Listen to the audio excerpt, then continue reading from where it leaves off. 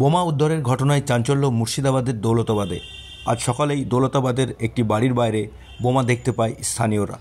ঘটনায় আতঙ্ক ছড়িয়ে পড়ে ওই এলাকায়। ঘটনার খবর পেয়ে পুলিশ এসে সেই বোমাগুলিকে উদ্ধার করে।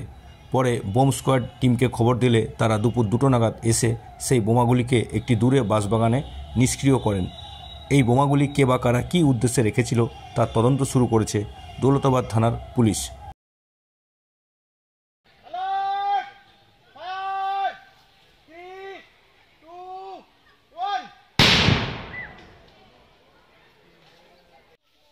আমরা যখন ঘুম থেকে উঠি তখন আনুমানিক বোধহয় 7টা বাজে, দিয়ে দেখছি অনেকগুলো লোক দাঁড়িয়ে, আর একজনের বাড়ির সামনে ওই বমটা রাখা ছিল।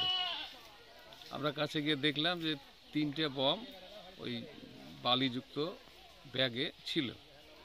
ইতিমধ্যে আমাদের এখানে সিভিক পুলিশ আছে, খবর দেওয়া হলো, আসলো। ওনারা এসে আমাদের এই বাসতলায় নিয়ে আসলো, নিয়ে এসে তো এখানে রেখেছে। ইতিমধ্যেই থানাকে সংবাদ দেওয়ার পর সব এসে যেভাবে যা ছুটায় সেই কাজটা সম্পূর্ণ করলো, এটুকুই আমি জানি। ওই সব ব্যাপারে আমরা কিছু জানি। আমার নাম শহীদ হোসেন।